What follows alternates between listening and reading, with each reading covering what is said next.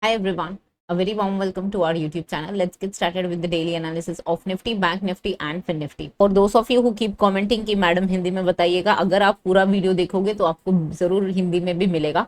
So I'll first cover the English part and then I'll cover the same in Hindi. Starting with Bank Nifty, the weekly time frame has clearly shown us a breakout of this particular symmetrical triangle, and the breakout was confirmed in the last week itself. And this is a weekly candle breakout, and basis that we got two targets. Now let's go on the daily time frame. Now remember, daily time frame, this was the 28th December high was the ATH, which was 48,636. However, we failed to close above that particular level. We did manage to go above that particular level, but we somehow failed to give a closing above that level. However, it is so far the best closing on the daily basis, because here if you can see, on 28th December the closing was 48,508, and today the closing is 48,581. I mean, this was the earlier resistance and here it is holding out, which basically means a pause candle. So far there is no negative anything on the charts, especially on the daily time frame. Now let's come to 15-minute time frame. On the 15-minute time frame, I have actually posted this particular chart on Twitter account as well. So let's see whether this plays out or not. This was the bullish pole and pennant that had formed today, and around 115, 120, we saw this sudden down move, and this 200 points down move was within a single 5-minute candle, and because of which, then post that market just remained sideways throughout the day. Like post this red candle, market remained sideways.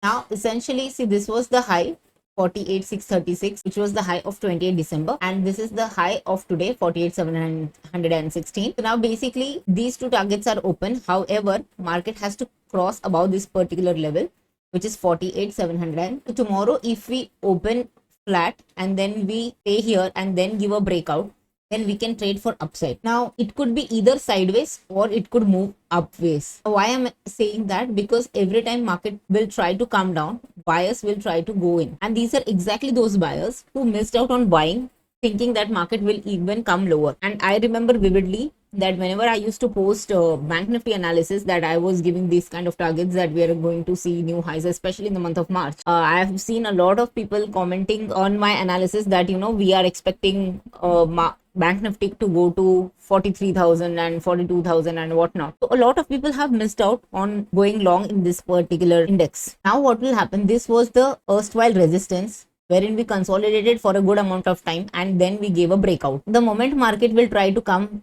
this at this level, this is the entire zone, which is 48,178 to 48,280. We are going to see some sort of a reversal here. If at all market tries to come down, see, even now it is still a buy on dip market. So even if market will try to come down, it will, here just wait for a bullish reversal pattern. So the market might go sideways because a strong momentum has come. It might go sideways. The overall bias is sideways to bullish for now. So we have discussed if it opens flat.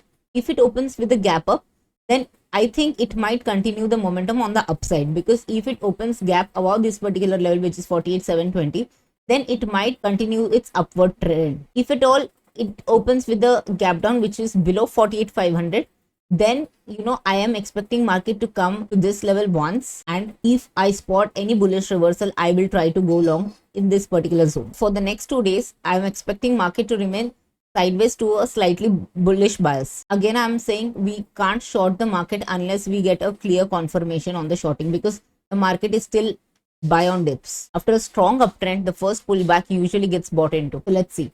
And remember, this week we have Nifty expiry also on Wednesday.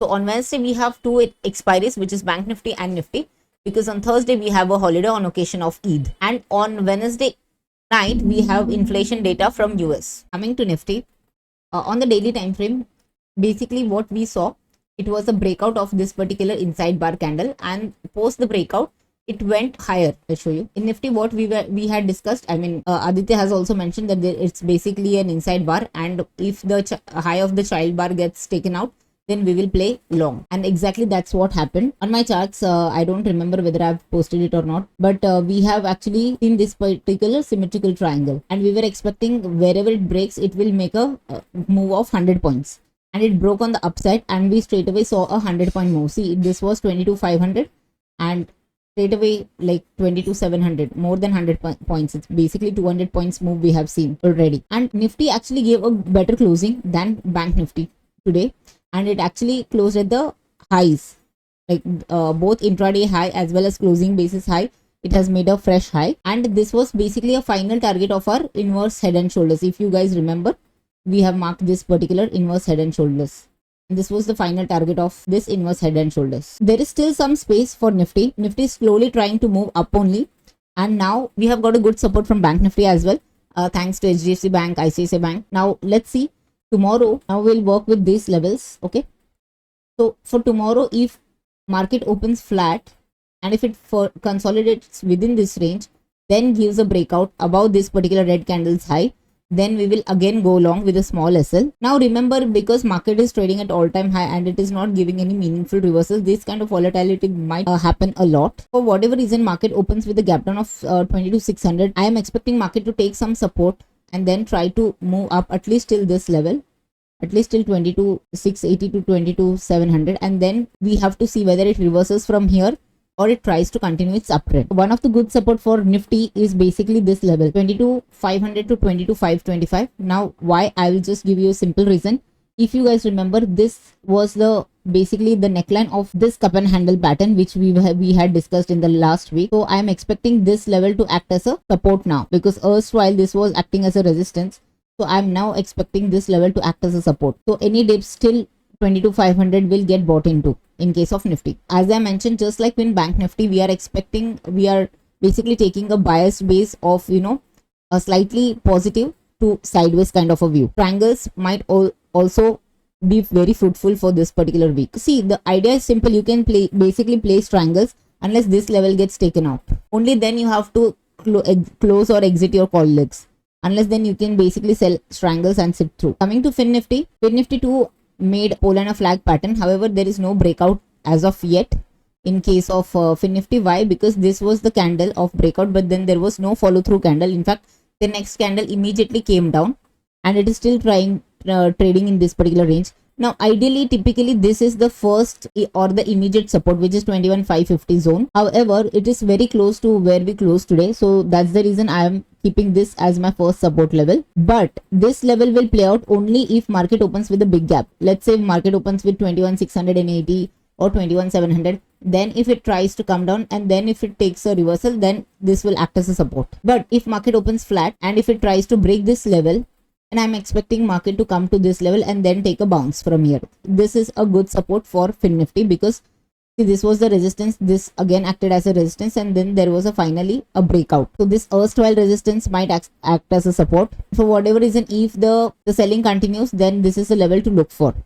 But I'm expecting market to take support in case of Fin Nifty at around 21,400 levels. In case of, gap down or opening flat, the moment it breaks this low of 21,500, then you can typically play triangles, but obviously with frequent adjustments, because today also we have seen in case of mid cap expiry, the spikes were brutal. It skipped SLs as well. Spikes are something that are very difficult to handle. So please ensure that you trade with the right position size. So if you like this video, please hit the like button. It really motivates us, and please do comment on the comment section whether our daily analysis help you guys or not, and also let us know if you have traded mid cap Nifty and how was your experience today. तो अब हिंदी में cover करते हैं. पहले हम bank Nifty की तरफ चलते हैं. बैंक निफ्टी में वीकली में हमें एक सिमेट्रिकल ट्रायंगल का ब्रेकआउट मिला है. ये लास्ट वीक की कैंडल है हमारी, और इसमें क्लियर ब्रेकआउट के कारण हमारे पास 2 टारगेट्स मिल चुके हैं हमें. पर ये देखिए, अभी याद रखिएगा, ये जो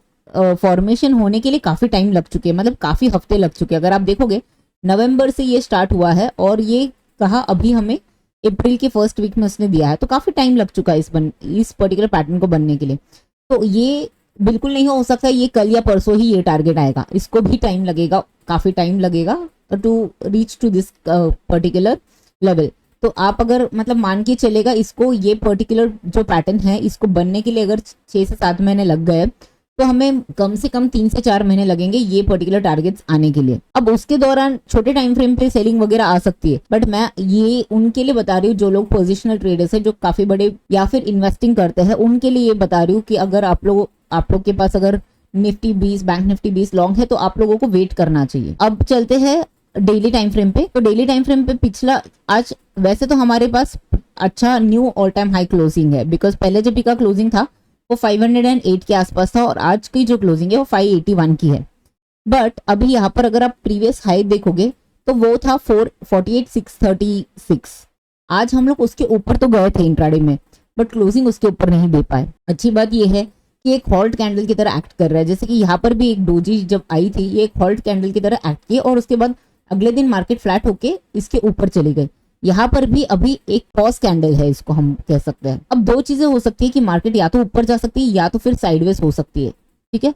बट हम अभी भी हम नेगेटिव नहीं कंसिडर कर रहे और आज भी कोई नेगेटिव प्राइस एक्शन अब तक तो बनी नहीं है। अब चलते हैं 15 मिनट टाइम फ्रेम पे। तो आज हमने यहाँ पर बुलिश पोल एंड पेनेंट देखा और उसके दो टारगेट्स हमारे पास ओपन है अभी भी।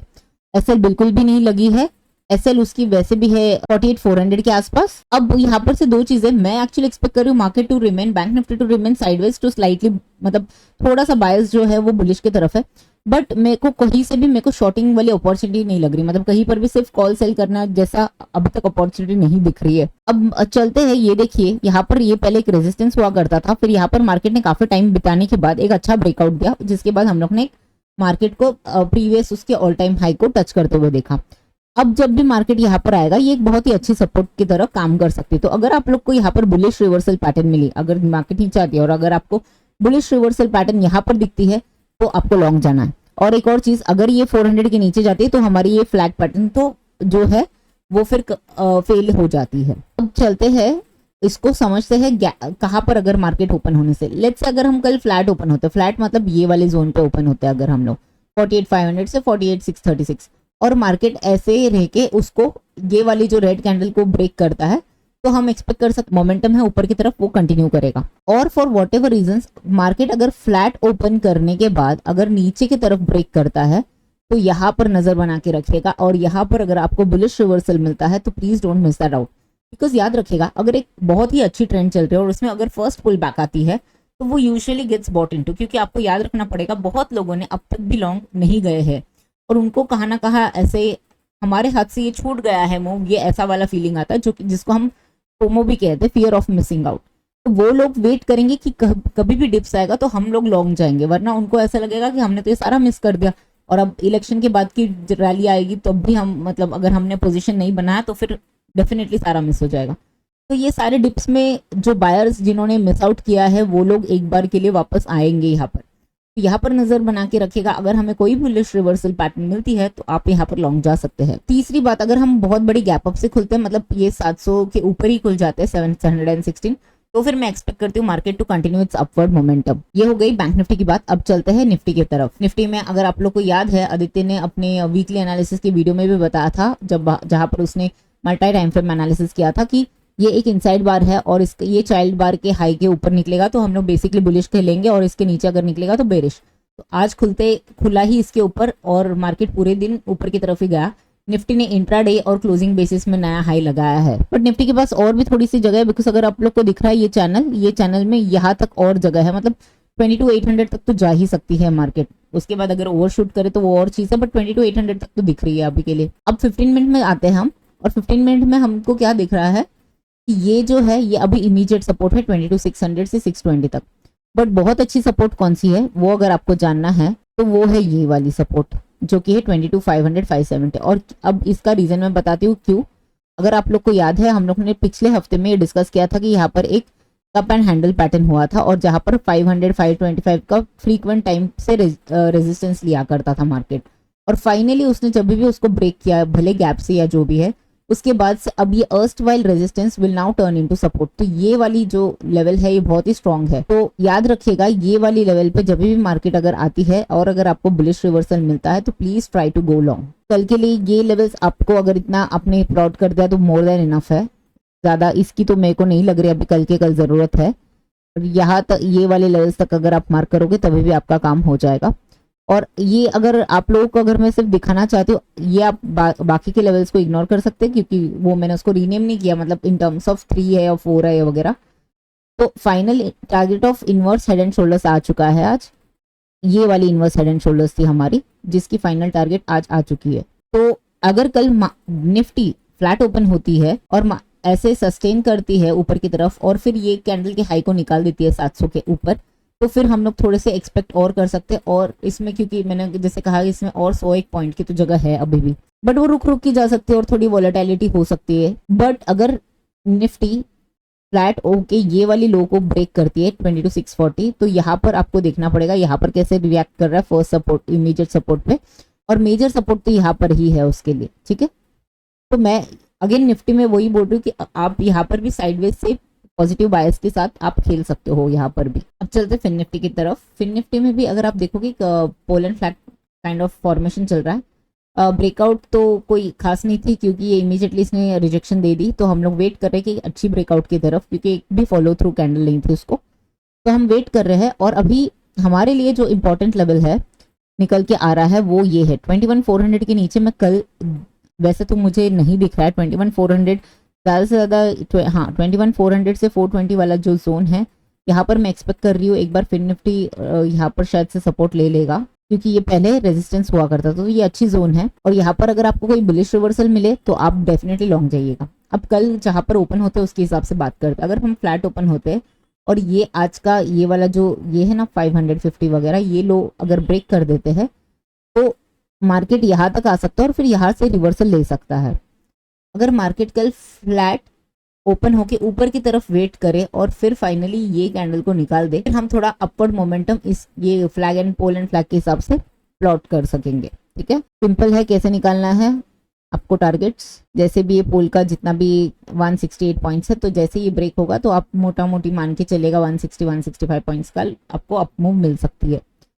अब फॉर वॉट एवर रीजन अगर मार्केट गैप डाउन खुलता है और ये यहाँ पर आएगा, फिर यहाँ पर आप रिवर्सल पे प्ले कर सकते हो, बट फिर मैं एक्सपेक्ट करूंगी फिर ये या तो फिर 21,750 ये सारे जीरो होने के लिए। कल अगर मतलब आप स्ट्रैंगल प्ले कर सकते हो कब तक, जब तक ये हाई नहीं निकलता है। ये हाई एक बार निकल गया तो फिर आपको कॉल से भी एग्जिट करना पड़ेगा। तो जैसे कि मेरे बैंक निफ्टी और निफ्टी में भी मेरी व्यू है, सेम इसमें भी है, साइडवेज टू बुलिश यही वाली व्यू है, क्योंकि अभी भी मार्केट याद रखिएगा बाय ऑन डिप्स वाली है सारे टाइम फ्रेम पे। तो आप अग्रेसिवली जाके शॉर्ट नहीं कीजिएगा, हम शॉर्ट्स के भी बारे में बताएंगे जब भी यहाँ पर हमको दिखेगा, ठीक है। तो दैट्स अबाउट इट। अगर आपको हमारी वीडियो पसंद आई हो तो please hit the like button, और अगर आपको हमारे एनालिसिस से कुछ नया सीखने मिल रहा हो तो प्लीज़ डू कमेंट कि how it is helping you out, और आप लोग किन किन लोगों ने आज मिड कैप निफ्टी की एक्सपायरी ट्रेड की है और बताइए आपकी एक्सपीरियंस कैसी रही है। तो that's about it and I will see you tomorrow. Bye bye, take care and have a safe expiry for tomorrow.